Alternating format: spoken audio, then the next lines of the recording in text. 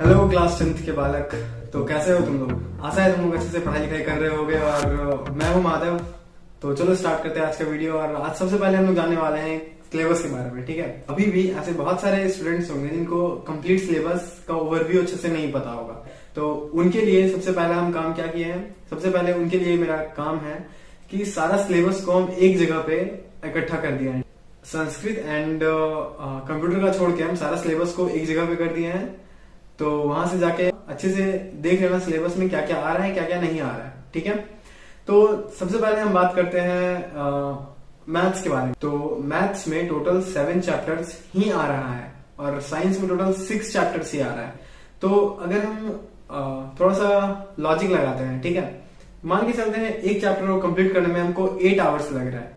तो हमको एक चैप्टर को कंप्लीट करने में अगर 8 आवर्स लग रहा है तो टोटल 7 चैप्टर्स हमारे पास है। तो यदि हम एक चैप्टर को 4 दिन का टाइम फ्रेम देते हैं, ठीक है, तो पर डे हमको 1 चैप्टर में 2 आवर्स लगाना है। पर डे 2 आवर्स सिर्फ एक चैप्टर को देना है। ठीक है, तो देखो, तो सबसे पहले क्वाड्रेटिक इक्वेशन है। ठीक है, क्वाड्रेटिक इक्वेशन ज्यादा कोई तो चैप्टर नहीं है, बहुत ही बेसिक लेवल का चैप्टर है। तो क्वाड्रेटिक इक्वेशन में हम पर डे 2 आवर्स देंगे तो 4 डे में मेरे चैप्टर ये कंप्लीट हो जाएगा। तो टोटल हमको अगर ऐसे कैलकुलेट करें तो टोटल हमको 28 डेज लगेगा मैथ्स का पूरा सिलेबस कंप्लीट करने में, पूरा चैप्टर्स कंप्लीट करने में। और साइंस में तो हमको 24 डेज में ही हो जाएगा, क्योंकि साइंस में टोटल से यार 6 चैप्टर ही है। ठीक है, तो साइंस बहुत जल्दी हो जाएगा। थोड़ा मैथ्स में एक चैप्टर का थोड़ा लेट चलेगा। ठीक है, तो उतना देर में हम साइंस का रिवाइज कर लेंगे, या तो छूट गया होगा उसको कवर अप कर लेंगे। तो बाकी इसी तरह इंग्लिश है, सोशल साइंस है। तो यार हम ऐसा कह रहे थे कि अगर और हाँ, सबसे पहले हम ये बात कर रहे हैं कि हम ये एज्यूम करके चल रहे हैं कि एटलीस्ट एक दिन में 5 to 6 आवर्स सेल्फ स्टडी होगा। Apart from schools, coaching and tuitions 6 to 7 hours self studies होगा। ठीक है, या 5 to 6 आवर्स सेल्फ स्टडीज होगा। हम ये एज्यूम करके चल रहे हैं, तो ही ये सिलेबस एप्लीकेबल है। मतलब तो ही मेरा जो भी बोल रहे हैं वो एप्लीकेबल है। और हाँ यार, हम अभी तो हम बात करें सिलेबस के बारे में। सिलेबस बाकी तुम लोग देख लेना अच्छे से, सारा कुछ एडेड है पीडीएफ में, और पीडीएफ डिस्क्रिप्शन में मिल जाएगा। और ये वीडियो बनाने का मेन मोटिव मेरा ये है ताकि हम टाइम के बारे में कुछ बात कर पाए फ्रैंकली। ठीक है, कि टाइम टेबल कैसे बनाते हैं, टाइम टेबल में क्या क्या चीज इंपॉर्टेंट होता है, अपना प्रायोरिटीज लिस्टिंग कैसे करते हैं। तो ये सब हम कुछ बात करने वाले हैं टाइम टेबल के रिलेटेड। ठीक है, तो ये बहुत ज्यादा इंपॉर्टेंट होने वाला है, तो बने रहो बस। तो अब चलते हैं डायरेक्ट टाइम टेबल वाले स्लाइड पे। तो सबसे ज्यादा इंपॉर्टेंट पहला क्वेश्चन ये आता है कि why you are not able to follow your time table. It means अगर कभी भी पहले टाइम टेबल बनाए होंगे तो उसको फॉलो नहीं कर पाते होंगे 100%, या इनफैक्ट एक सप्ताह भी ढंग से फॉलो नहीं कर पाते होंगे। ऐसा क्यों होता है? तो यार हम चाहते हैं इस पॉइंट पे वीडियो को पॉज करो और सबसे पहले कमेंट में जरा सा जाके लिख दो कि क्यों ऐसा हो पाता है, क्यों हम फॉलो नहीं कर पाते अपना टाइम टेबल, खुद का टाइम टेबल बनाया हुआ क्यों फॉलो नहीं कर पाते, ये जरा लिखो। हमको थोड़ा एनालिसिस कुछ करना है इसके बेसिस पे, तो ये थोड़ा मेरे लिए इंपॉर्टेंट है। तो प्लीज इसको जाके जरूर से कर दें। आशा यार लिख के आ गए होगे, तो चलो स्टार्ट करते हैं। तो यार सबसे पहला हम लोग ये नहीं समझ पाते कि हमारा प्रायोरिटीज क्या है। ठीक है, अपना प्रायोरिटीज को हम लोग डिफाइन नहीं कर पाते। हम लोग रैंडमली दिन में वही कुछ भी कर रहे होते हैं। मतलब कभी पढ़ते पढ़ते कभी इंस्टाग्राम चला लिए, कभी फेसबुक देख लिए, कभी बाहर चले गए घूमने, कोई कॉल कर लिया तो उसके पास चले गए। तो हम लोग का दिन कहो तो कुछ फिक्स होता ही नहीं है कि हम लोग को करना क्या है और हम लोग कर क्या रहे हैं। सबसे बड़ा प्रॉब्लम हम लोग के साथ यही होता है। इसीलिए हम लोग सबसे ज्यादा टाइम हम लोग यही लूज करते हैं। देखो, जैसे हम लोग सबको पता है, ठीक है, हम लोग सबको पता है कि टाइम बहुत ज्यादा इंपॉर्टेंट है हम लोग के लिए, और टाइम वेस्ट नहीं करना चाहिए, लेकिन फिर भी हम लोग टाइम वेस्ट करते हैं। ऐसा क्यों? ऐसा इसलिए है क्योंकि हम लोग के पास ये एक स्टेटमेंट कि टाइम बहुत ज्यादा इंपॉर्टेंट है, ये सिर्फ हम लोग के पास एक इन्फॉर्मेशन है। Line is just a piece of information जो हम लोग अभी तक नॉलेज में नहीं उतरा है, अभी तक सिर्फ इन्फॉर्मेशन तक ही है। ठीक है, तो सबसे बड़ा इसका मेन रीजन ये है। और यार नॉलेज और इन्फॉर्मेशन का कभी बाद में डेफिनेशन बताएंगे अच्छे से कि क्या होता है दोनों, तो पता चलेगा कि हम ऐसा क्यों बोल रहे हैं कि ये सिर्फ इन्फॉर्मेशन है। तो और दूसरा है we choose enjoyment over hard work.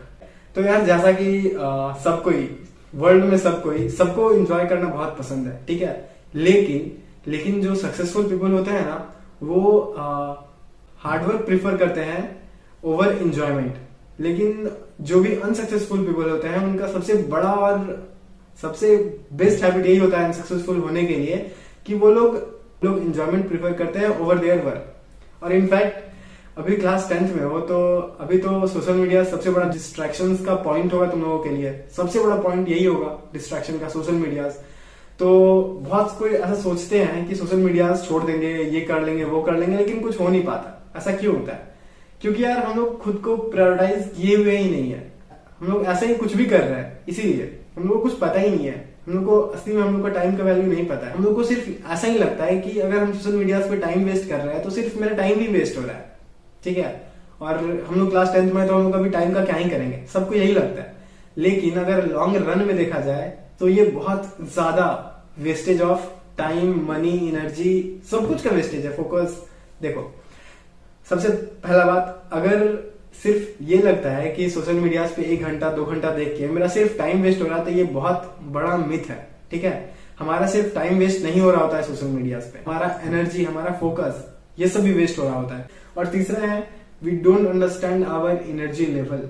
और ये पॉइंट यार कहो तो बहुत तगड़ा है। हम लोग अपना एनर्जी नहीं समझते।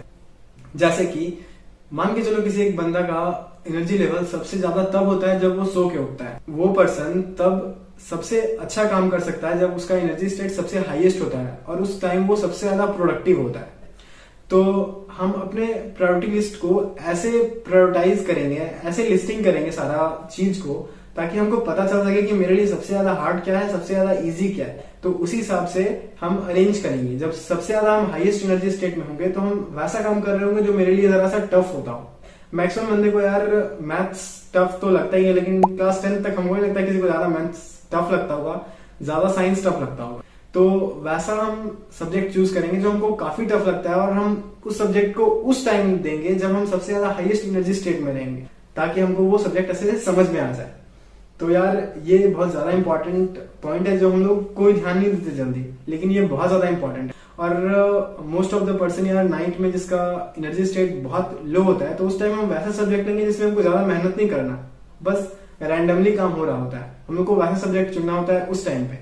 तो ये कुछ पॉइंट्स है। तो मेरी तरफ से एडवाइस है कि इस वीडियो को देखने के बाद एटलीस्ट 30 मिनट फोन से ब्रेक लो और एक पेन पेपर लो, और सबसे पहला काम क्या करना है, अपने प्रायोरिटीज को लिस्ट करो। मतलब जो इंपॉर्टेंट काम है उसको एक पेपर पर लिख के तो देखो कि तुम्हारे लाइफ में भी क्या सबसे इंपॉर्टेंट काम है जो तुम्हारे पढ़ाई को पीछे धकेल रहा है। सारा काम लिख दो, ऑनेस्टली लिखो, ठीक है। और हम किसी से उसका लिस्ट नहीं मांगने वाले। अपने काम को ऑनेस्टली अच्छे से लिख दो एक पेपर पे, ठीक है, कि मेरे लिए कौन सा काम इंपॉर्टेंट है और हम कौन सा काम कर रहे हैं, कौन सा काम नहीं कर रहे हैं, ठीक है। सारा कुछ लिख दो एक लिस्ट पे, और वो लिस्ट किसी को दिखाना मत, अपने पास रखना। ये लिस्ट अच्छे से प्रिपेयर कर लो। उसके बाद अपना टाइम टेबल उसके अकॉर्डिंग सेट करो। टाइम टेबल कभी ऐसा नहीं बनाना कि जहां 2 वर्क क्लास करें, नहीं तो वो टाइम टेबल कभी फॉलो नहीं हो पाएगा। सबसे मेन रीजन टाइम टेबल नहीं फॉलो होने का यही कारण होता है कि हम लोग किसी के द्वारा बोले गए मोटिवेशन वर्ड से थोड़ा मोटिवेट हो जाते हैं और सोचते हैं कि आज ये काम नहीं करेंगे, अब से ये काम करना छोड़ देंगे, और बैठ के तुम धड़ाधड़ टाइम टेबल बना लेते हैं। ऐसे टाइम टेबल फॉलो कभी नहीं होगा। वो इनफैक्ट 1 से 2 दिन भी फॉलो नहीं हो पाएगा। तो ऐसे टाइम टेबल नहीं बनाते।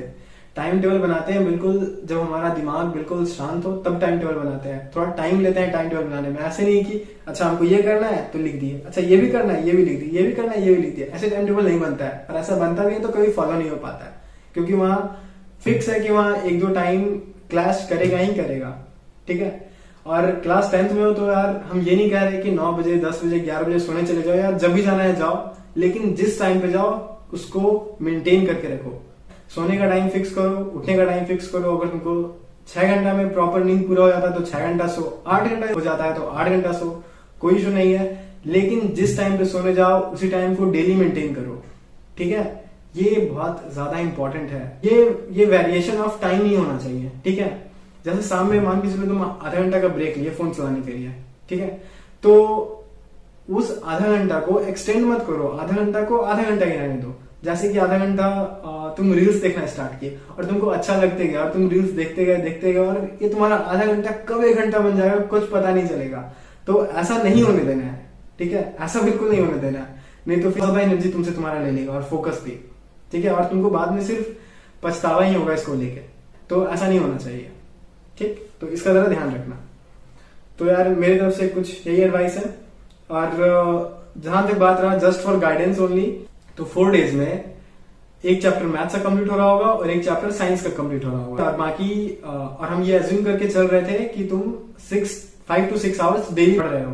तो देखो, तो ये जस्ट फॉर एजम्पशन बनाए हुए हैं, कुछ डेट वाइज बनाए हुए हैं। और हाँ, सबसे इंपॉर्टेंट बात यह है कि आदमी जो ह्यूमन होता है वो डेडलाइन पे बहुत अच्छे से काम करता है। जैसे 26 अप्रैल तुम्हारा डेडलाइन है कि इसके बाद बोर्ड्स देना है, इसके बाद पढ़ने का टाइम नहीं मिलेगा, इसके बाद डायरेक्ट बोर्ड्स देना है। और अभी जिस दिन ये वीडियो बना रहे हैं उससे टोटल एग्जैक्टली 2 मंथ बाकी है बोर्ड्स का एग्जाम। तो क्यों ना हम 1 मंथ में ही सारा एग्जाम सॉल्व डालें, उसके बाद सिर्फ सैंपल पेपर ट्राई करें और थ्योरी रिवाइज करें, है ना। तो इससे बहुत ज्यादा प्रॉफिट मिलेगा, ठीक है। तो यार इसको करने के लिए थोड़ा एफर्ट लगाना पड़ेगा। तो हम क्या किए हैं, हम ये अज्यूम करके चल रहे हैं कि पर डे तुम 2 आवर्स मैथ्स को दे रहे हो, 2 आवर्स साइंस को दे रहे हो। तो ये 2 सब्जेक्ट तो एटलीस्ट कंप्लीट होना ही चाहिए आफ्टर 28 डेज, ठीक है। तो ये चीज हम एज्यूम करके चल रहे हैं और ये करना है, नहीं तो फिर बाद में टाइम नहीं मिलेगा कंप्लीट करने का, फिर पछताने से कुछ नहीं होता। यहाँ पे हम लिस्ट बना चुके हैं कि 1 से 4 मार्च तक क्वाड्रेटिक इक्वेशन कंप्लीट कर लेना है। ये डेडलाइन है क्वाड्रेटिक इक्वेशन का। इसके बाद हम क्वाड्रेटिक इक्वेशन सिर्फ देख रहे होंगे रिवाइज करने के लिए, बाकी क्वाड्रेटिक इक्वेशन में दिमाग नहीं लगा रहे होंगे। तो ये डेडलाइन है। तो 1 से 4 मार्च के बीच per day 2 hours quadratic equation को देना है और per day 2 hours carbon and its compound को देना है। तो ये 1 से 4 डे के अंदर कंप्लीट हो जाएगा। बहुत ईजी है, ज्यादा हार्ड नहीं है, ठीक है। तो बस ऐसे ही सारा टाइम टेबल लिस्ट कर चुके हैं, तो अच्छे से इसको देख लो और अकॉर्डिंगली अपने हिसाब से यार चैप्टर्स ऊपर नीचे कर सकते हो, लेकिन एक चैप्टर मैथ्स, एक चैप्टर साइंस होना चाहिए। और हाँ, इसमें हम 17 से 22 मार्च इसलिए बीच में इतना लंबा गैप दें क्योंकि इस बीच में होली पड़ रहा है, ठीक है। तो होली का हम 2 दिन गैप एज्यूम करके चले हैं। होली में सभी घर में फेस्टिवल होता है यार, तो 2 दिन छुट्टी बनता है। और उस 2 दिन का छुट्टी में ऐसा नहीं है, अभी क्लास 10th का बोर्ड आ रहा है तो छुट्टी नहीं मनाना है कम्प्लीटली, उसमें भी कुछ ना कुछ रिवाइज करना है। 2 दिन का छुट्टी का मतलब ये है कि 2 दिन में जो भी पीछे का मेरा छूटा हुआ है कुछ उसको कवर करेंगे, हम रिकवर करेंगे बहुत जल्दी, उस 2 दिन में कंप्लीट करेंगे, ठीक है। तो 2 दिन का मतलब ये है, या कोई चैप्टर में हम मेरा लग रहा है कि प्रैक्टिस कम है, उसमें कॉन्फिडेंस कम है, तो वो प्रैक्टिस करेंगे। 2 दिन इसलिए दिया गया है बीच में। और वैसे भी जिसका एग्जाम रहता है सामने, उसको कोई फेस्टिवल नहीं दिखना चाहिए, उसको कोई इंजॉयमेंट मोमेंट नहीं दिखना चाहिए, उसको कुछ नहीं दिखना चाहिए, उसको सिर्फ अपना एग्जाम दिखना चाहिए। और सबसे लास्ट है यार, सक्सेस किसी को भी मिलता है वो सिर्फ उसका लक नहीं होता। Success is not by luck, it's just the outcome of hard work, regular effort and patience. अगर कोई सक्सेसफुल है तो उसका जर्नी देखो, वो काफी स्ट्रगल किया हुआ है, बहुत ज्यादा हार्ड वर्क किया हुआ है और ज्यादा पेशेंस रखा हुआ है। दैट्स इट यार, इसी के साथ हम वीडियो को समाप्त करते हैं और उम्मीद करते हैं कि इस वीडियो से कुछ सीखने को मिला होगा। और रिक्वेस्ट करते हैं कि अभी वीडियो पॉज करो, कैसा लगा वीडियो कमेंट में लिखो, और हाफ एन आवर बैठ के टाइम टेबल खुद के लिए बनाओ, ठीक है। ऐसा टाइम टेबल बनाओ जिसको इजीली फॉलो कर सकते। तो मिलते हैं बच्चा लोग फिर अगले वीडियो में। इसी के साथ बाय बाय।